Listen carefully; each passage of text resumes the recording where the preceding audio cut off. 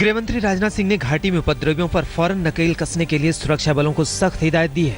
घाटी में पिछले 65 दिनों से जारी हंगामे पर राजनाथ सिंह ने सुरक्षा बलों को निर्देश दिया है कि वो उन लोगों से सख्ती से निपटे जो मासूम लड़कों को गुमराह कर हिंसा में शामिल होने के लिए उकसा रहे हैं। घाटी में सरहद पार से घुसपैठ और फिदायीन हमले की वारदातों ने भी सरकार की चिंता बढ़ा दी है।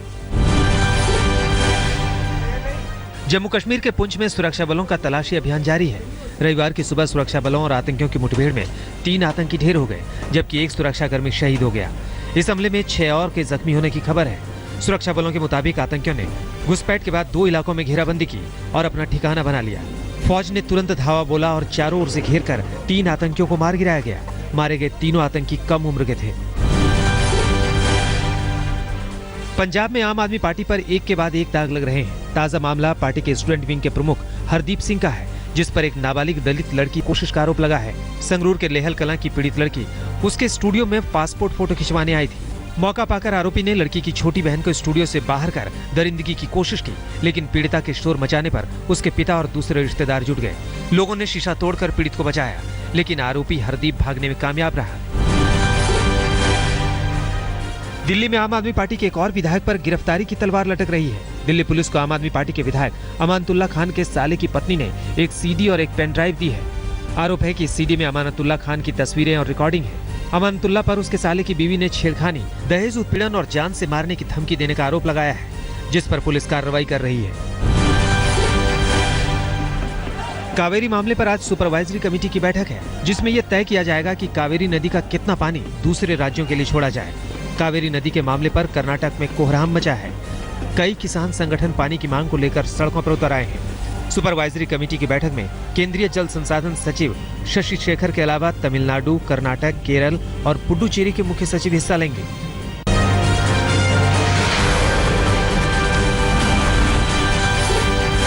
झांसी में महिला चोर गैंग का आतंक है। ताजा घटना नवाबाद इलाके की है, जहां इस शातिर चोर गिरोह ने गहने की दुकान से बड़ी सफाई से गहनों पर हाथ साफ कर दिया।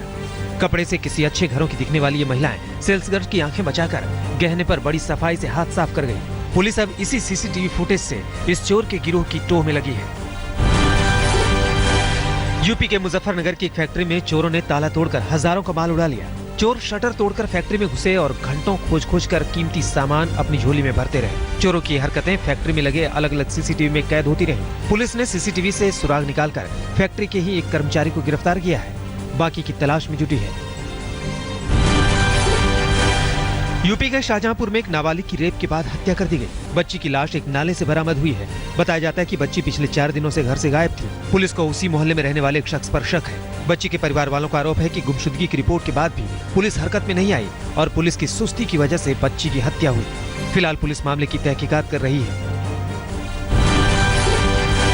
दिल्ली के बिंदापुर इलाके में पति ने अपनी पत्नी को चाकुओं से गोदकर मार डाला। पुलिस के मुताबिक पति को अपनी पत्नी के चलन पर शक था, जिसे लेकर आए दिन दोनों मियां बीवी में झगड़ा होता था। बीती शाम भी दोनों के बीच इसी बात को लेकर कहासुनी हुई। फिर पति ने गुस्से में पत्नी पर ताबड़तोड़ चाकू से हमला कर उसकी हत्या कर दी। पड़ोसियों ने महिला की चीख सुनकर पुलिस को सूचना दी। पुलिस मामले में कार्रवाई कर रही है। दिल्ली में एक 11वीं की छात्रा से उसके घर में घुसकर रेप की कोशिश की गई। फ्लैट में अपने परिवार के साथ सो रही छात्रा के साथ पड़ोस के ही लड़के ने रेप करने की कोशिश की। लड़की ने जब शोर मचाया तो घर वाले जाग गए और लड़के को पकड़कर पुलिस के हवाले कर दिया। पुलिस ने लड़के के खिलाफ पॉस्को की धारा के तहत मुकदमा दर्ज कर उसे हिरासत में ले लिया है। दिल्ली के वेलकम इलाके में एक 6 साल के बच्चे की लाश मिलने से हड़कंप मच गया। बच्चा शनिवार शाम से गायब था। परिवार वालों ने हत्या का शक जताया है। पुलिस ने शव को पोस्टमार्टम के लिए भेज दिया है और मामले की गुत्थी सुलझाने में लग गई है।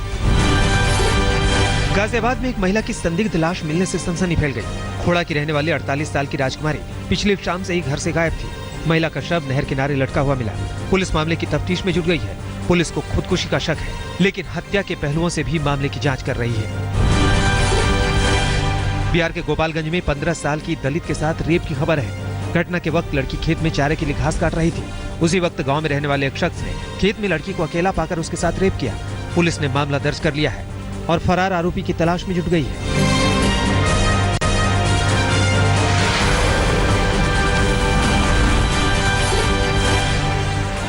पश्चिम बंगाल के पुरुलिया में महिलाओं ने देसी शराब की बिक्री के खिलाफ मोर्चा खोल दिया। महिलाओं ने शहर की कई शराब दुकानों पर हल्ला बोला और शराब की बोतलें फोड़ डाली। महिला दस्ते ने बाद में पुलिस के आला अधिकारियों से मिलकर शहर में हो रही शराब की धड़ल्ले से बिक्री पर अंकुश लगाने की मांग की। पश्चिम बंगाल के वर्धमान में एक पैसेंजर ट्रेन की चपेट में कार आ गई।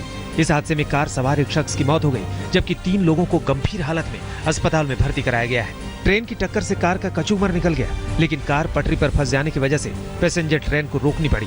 घंटों की मशक्कत के बाद कार को काटकर पटरी से हटाया गया। गुजरात के सूरत में जहरीली शराब से मरने वालों की तादाद 17 पहुंच गई है। इस हादसे के बाद हरकत में आई राज्य सरकार ने एडीजी की अगुवाई में जांच टीम गठित की है, जिसने सूरत पहुंचकर मामले की जांच शुरू कर दी है। पिछले 48 घंटों में एक के बाद एक हो रही मौतों का सिलसिला थमा नहीं है। अभी भी कई लोग अस्पताल में जिंदगी और मौत की जंग लड़ रहे हैं।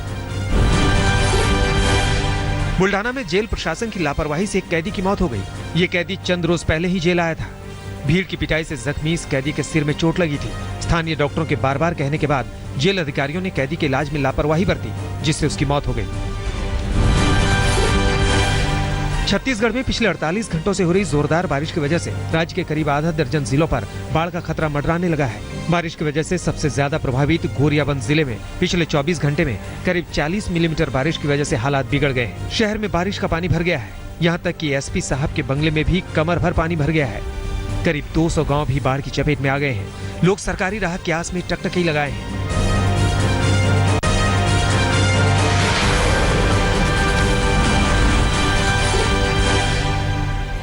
यूएस ओपन को चौथी बार जीतने के दुनिया के नंबर 1 खिलाड़ी सर्बिया की नोवाक जोकोविच के सपने को स्विट्जरलैंड के तीसरे नंबर के खिलाड़ी स्टेन वावरिंका ने चकनाचूर कर दिया। पहले सेट में वावरिंका को 7-6 से शिकस्त देने के बाद जोकोविच ने दूसरे और तीसरे सेट में वावरिंका के सामने घुटने टेक दिए। वावरिंका ने दूसरा सेट 6-4 और तीसरा 7-5 से जीत लिया। चौथे सेट में वावरिंका ने जोकोविच की सर्विस तोड़कर 3-0 की बढ़त ले ली और 6-3 से सेट जीतकर बन गए नए यूएस चैंपियन। वावरिंका का ये तीसरा ग्रैंड स्लैम खिताब है। न्यूजीलैंड के साथ टेस्ट सीरीज के लिए आज मुंबई में टीम इंडिया का सिलेक्शन होगा। हाल ही में वेस्टइंडीज से टेस्ट सीरीज जीतने वाली टीम इंडिया में बदलाव की गुंजाइश कम है। टीम में सलामी बल्लेबाज के तौर पर लोकेश राहुल का चयन लगभग तय है। इसके अलावा राहुल के साथ दूसरी जोड़ी के तौर पर शिखर धवन या फिर मुरली विजय का चयन हो सकता है। विराट कोहली की कप्तानी के साथ अजिंक्य रहाणे को फिर से उप कप्तानी की कमान मिल सकती है। न्यूजीलैंड के साथ 22 सितंबर से टेस्ट सीरीज का आगाज होना है। टीम इंडिया के सिलेक्शन से पहले कोच अनिल कुंबले का बड़ा बयान सामने आया है। कोच ने कहा है कि कप्तान ही टीम का असली बॉस होता है। कुंबले ने यह भी कहा कि लंबी होम सीरीज के लिए टीम इंडिया पूरी तरह से तैयार है। अमेरिकी राष्ट्रपति पद की डेमोक्रेटिक उम्मीदवार हिलेरी क्लिंटन की 9/11 की 15वीं बरसी पर आयोजित समारोह में तबीयत अचानक से बिगड़ गई। भाषण के बाद हिलेरी की गर्मी से हालत बिगड़ने लगी। जब तक लोग उन्हें संभाल पाते, हिलेरी गिर पड़ी। फौरन हिलेरी क्लिंटन को अस्पताल में भर्ती कराया गया। अब उनकी तबीयत ठीक है।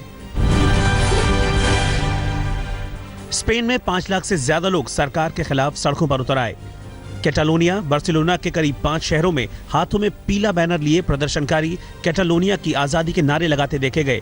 प्रदर्शनकारी स्पेन से अलग कैटालोनिया की मांग कर रहे हैं।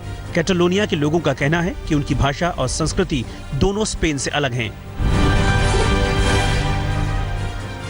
चीन के एक चिड़ियाघर में सी लॉयन का बच्चा लोगों के आकर्षण का केंद्र बना हुआ है। महज 1 महीने का ये समुद्री जीव अपनी मां के साथ लोगों का खूब मनोरंजन कर रहा है। मौसीकी की धुन पर दोनों माँ बेटा नाच नाच कर लोगों को हैरत में डाल रहे हैं। इन दोनों को देखने के लिए सैलानियों की खासी भीड़ जुट रही है। चीन के ताई काउंटी के जियांगजी इलाके में नदी पर बना पुल ढह गया। इस हादसे में 5 लोग गंभीर रूप से घायल हो गए। घटना के वक्त पुल पर से गुजर रहे 8 लोग नदी में जा गिरे, जिनमें से 3 अब तक लापता हैं। पुल के रेनोवेशन का काम चल रहा था। हादसे में कई छोटी गाड़ियों समेत एक ट्रक भी नदी में जा गिरा। सऊदी अरब के मक्का में हज का तीसरा दिन है। जायरीन आज अराफात की पहाड़ियों पर इकट्ठा होकर शैतान पर पत्थर मारने की रस्म अदा करेंगे। 40 डिग्री तापमान में जायरीनों को किसी तरह का कष्ट न हो, इसलिए सरकार की तरफ से जायरीनों की सुविधा के लिए खास पानी और स्वास्थ्य चेकअप के इंतजाम किए गए हैं। मक्का में हज के लिए दुनिया भर से लाखों श्रद्धालु आते हैं और सरकार के लिए हज का महीना किसी चुनौती से कम नहीं होता। फ्रांस के एक द्वीप पर ज्वालामुखी भड़क उठा है। ज्वालामुखी का लावा आसमान में करीब 35 फीट ऊपर तक उड़ रहा है। ज्वालामुखी की वजह से धुएं का गुबार कई किलोमीटर दूर से दिख रहा है। शुक्र ये रहा कि जब ज्वालामुखी फटा उस वक्त आसपास कोई मौजूद नहीं था। इस इलाके में करीब 90,000 लोग रहते हैं और यहाँ की खूबसूरत वादियों का नजारा देखने सैकड़ों सैलानी आते हैं।